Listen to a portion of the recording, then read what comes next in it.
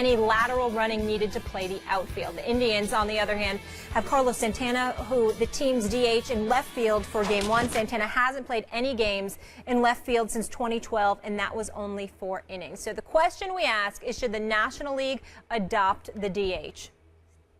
Absolutely. Absolutely. I mean, listen, let me tell you something right now, and this doesn't really have as much to do with baseball as it has to do with interest. The fact of the matter is that, let's take, for example, Schwarber tonight. He can't play because he needs to play the field, you know, because obviously you're not DHing in the National League. You can pinch hit, but you're not DHing. So as a result of that, Schwarber, in order for him to get at-bats, he would have to play the field, which he's ill-equipped to do because of that ACL. I mean, they should have considered putting him at third base, putting Bryant out in the outfield as far as I'm concerned, because he doesn't have to move just as much. Max Kellerman, yesterday on my radio show, Sirius XM Mad Dog Sports Radio, every weekday 1 to 3 p.m. Eastern Time, Channel 82. I had the great Jim Thome on my show. Smacked 612 home runs in his career. Played for years with the Cleveland Indians. He was sitting in there talking with me. He said he wouldn't play Schwarber.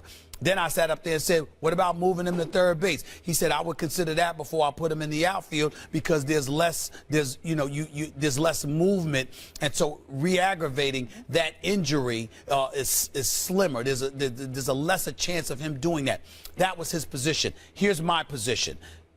If you have the DH, excuse me, it ain't just, you know how the saying goes, chicks love the long ball. It ain't just chicks who love the long ball. Everybody loves the long ball. We want to see home runs. We want to see doubles smacked into the alley. We want to see all of that. I want to see this dude up to bat and not just pinch hitting in a key pivotal moment, which he will be allowed to do. I'm talking about him being a DH. Without the DH in the National League, I think that takes something away from the ultra excitement of the game. And God knows baseball could use it at every turn. We get the tradition, we get strategy and schemes, we get all of those different things. But in the interest of making sure you don't bore people to death, make sure that the people who we want to see at the plate are able to be there and not be confined to the dugout because he'll be there. He'll be there for an at bat. You know, I mean, that will happen at some point. But you're talking about like 4 at-bats. So sure, that's a big deal, Max. One of the issues facing baseball and the reason it's aging, I think primarily it's true. It's the offense, right? Okay. I mean, look, during the PED era, when home runs are flying out of the park, all the attendance records were smashed. And baseball the economy was catching up to the economy of football. I mean, really a couple billion off. Like football at the time was 12 or 14 billion, and baseball was 8 or 10 billion, whatever it was catching up.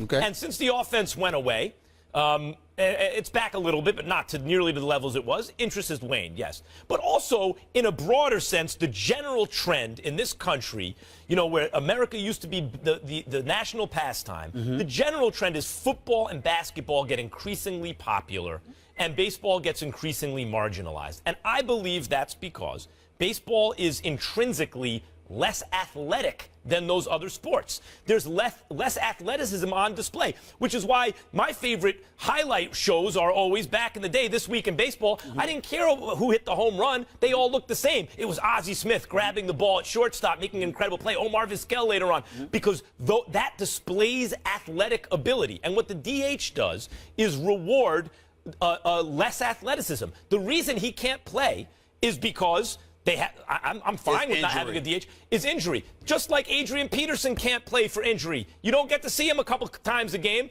because guess what? That sport requires athletic ability, and the injury has robbed him of it, just like it has Schwarber. Allow me to interject. You said it's injury, and that's it, and you just have to accept it. Adrian Peterson plays for the most popular sport in America. Right. Schwarber is playing for a sport that clearly has dissipated in terms of interest. That's one difference, point number one. Point number two, I don't care who you are. Yes, you might appreciate athleticism or what have you, but everyone loves to see the long ball, if you could smack homers out of the park, what helped resurrect the sport of baseball after the cancellation of the 1994 World Series? You and I both know. Steroids and human growth hormone. Well, you could say that, but what I'm saying is it was elevated and illuminated through the home McGuire and runs. Sosa. I'm saying through the home runs. Right. Through the home runs. If they weren't smacking home runs, we may not have paid attention to the whole steroids thing. Let's keep that in mind. It was Of course, but they led to the home run. I'm saying, but I get it. I'm not disputing that. I'm just saying the fact that we saw those balls flying out of the park re-elevated a level of interest in the sport of baseball. So all I'm saying to you is this: if we understand that, then we have to understand when you got a kid that can bring that kind of interest to the table. I'm just one time, Max. I made those points. Yes, it's offense. I agree with that. He still will have a chance to play offense. And by the way, it'll happen at a very dramatic moment. Arguably a more dramatic moment, because the only time you'll see him is likely to be in a situation maybe with the game on the line, as opposed so that's one. Okay. Two, you say, well, football's more popular, so Adrian Peterson, he's hurt, whatever, it doesn't hurt the sport as much. My argument is one of the main reasons, in a general sense, the trend has been toward football and basketball. They're more exciting, people say. One of the reasons a major reason is they're more athletic. And so baseball, when you have the DH, rewards less athletic ability. Yeah, but you're not taking. You're hurt. You can't move. You can't field. You still get there. And this is where you should be ashamed of yourself for missing this point. You and I both know that what has also contributed to the diminished level of interest in baseball is what is a perceived arrogance. We do things our way. They're always the last to the party. They're always the last to change and implement modifications. We do it our way. America's national pastime, which, by the way, hasn't always been that inclusionary, which helped alienate a segment of the populace, which would also contribute to the diminished level of interest. Because while you're struggling, if you do nothing to really gain or revitalize an interest in the sport because of your arrogance. To the games. By the way, he can. And you know what slows down the game? The DH, like the DH who takes pitches well, as opposed to the pitcher who you get out right away. 1988. Kirk Gibson couldn't play. He was hurt. He hobbles up to the plate for a pinch hit appearance and hits a home run. One of the most iconic moments in the history of baseball as a pinch hitter. Did not get into the game, and there's no DH. That's still not an argument against not having a DH.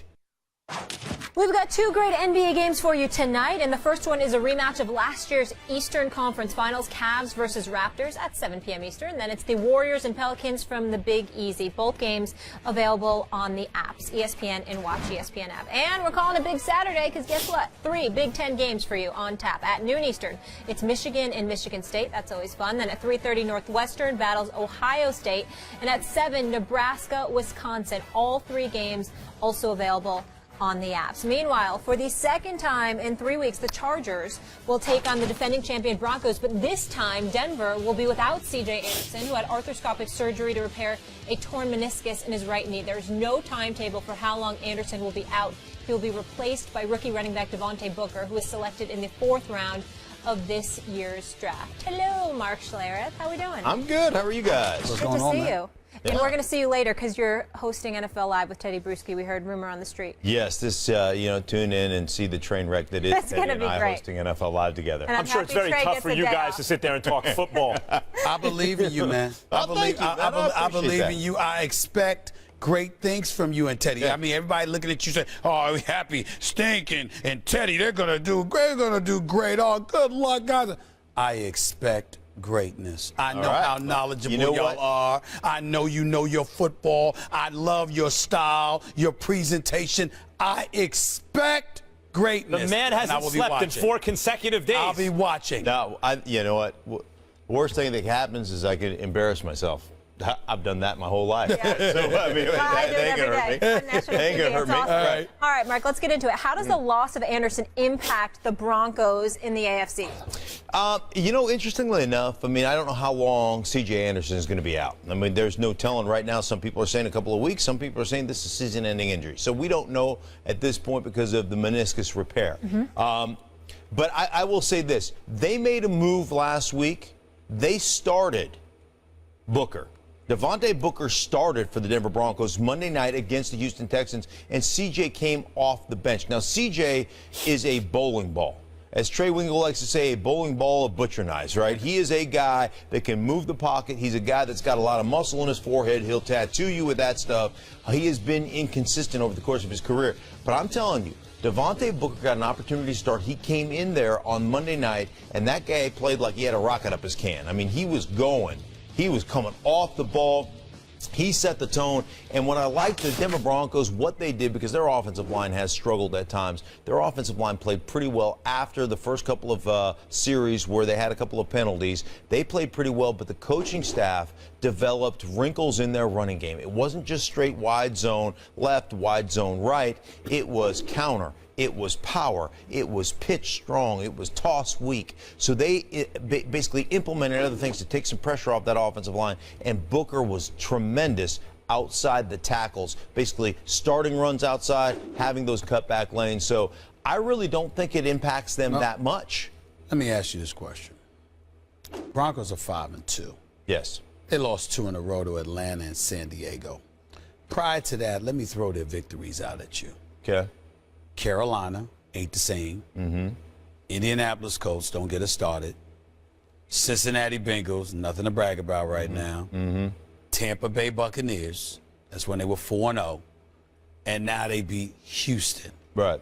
Is it possible that as we look at the Broncos, they may not be what some people think they are because we haven't really seen them extremely tested as of yet? You say what to that?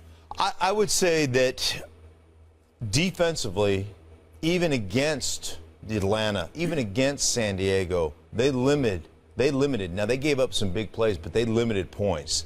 And they adjusted during the course of those games to actually play pretty good on the defensive side of the ball. There is no question that defensively they are talented. Here's the beauty. Sometimes, and I always say this, when I've won, I've never really learned anything about myself because I'm too busy patting myself on the back and telling me how great I am. It's when you lose, human nature, when you're winning, you don't look at the little things. As Herm says, you don't sweep the corners. Coach Herm Edwards all the time. You got to sweep the corners, right? And when you're winning a lot, sometimes you don't sweep the corners.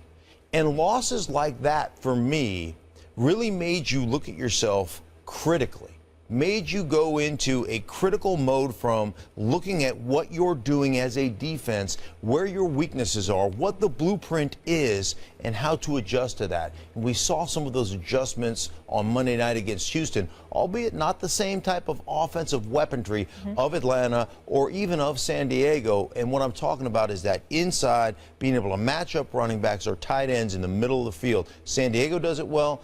Atlanta can do that well. So in other words, I am making Stephen A. Smith a better debater because he has to look at himself after all these losses every day. The corners? Yeah. Right. He has to do some self-examination. Mark, they played the 2 best offenses in the NFL in consecutive weeks. And as you said, they didn't give up a whole lot of points. Right. But C.J. Anderson, to my eyes, and obviously they're not, the expert eyes that yours are, particularly with that team, by the way. To me, he seems to be a big part of what they do offensively. And when you have a marginal offense with a essentially rookie quarterback, and you're really reliant on your defense, I find usually you lose a running back's not the end of the world, but in their case, couldn't that be a tipping point in the suddenly very competitive AFC West? With the Raiders on the come up and the Chargers looking better than expected? So if we're talking out for the season, I think in the short term they'll be fine. I think Booker, there was a reason he started, because he's ready, because he gives them a little bit of wiggle, he gives them a little bit of a better outside attack, if you will. With that said, CJ off the bench was phenomenal last week. Monday night he was great. And when you talk to guys inside the Broncos organization, they'll tell you he's one of the smarter players they have, especially in pass protection. So that's going to be cause for concern long term. If he can't come back, what you really miss from CJ is at the end of the season, he always seems to get better. He always seems to get stronger, and he always seems to be the guy that becomes that battering ram toward the end of the season. So that's where I would be concerned. But in the short term, I'm not that concerned. Real quick question. With CJ being gone, A, what's that going to do to Trevor Siemian and what he's going to have to do? And B, what should we look at in terms of the AFC West as to whether or not Oakland and Kansas City can, usurp Denver. Right. I think there's a couple of different things. Now, for Trevor Siemian, it puts more on his shoulders. He's still essentially a rookie quarterback, but it puts more on his shoulders there's a lot of opportunities basically in a check with me package. If this, check to this. If that, check to this. That's how they run it in Denver. So it puts more of that onus on him to be able to recognize a bad play into a bad defense and be able to switch those. You saw him do it Monday night. I would expect him to have to actually take more of that weight upon his shoulders. So that's where Trevor Siemian comes on. That's really that's the biggest issue, I think. Puts more of the weight on Trevor Siemian, but it puts weight on everybody. When you lose players, it's always one of those things as an organization, you say we all have to step up. Are they still the best team in the AFC West? I think that they are defensively. I mean, you look at Oakland, they've got defensively, they're the worst.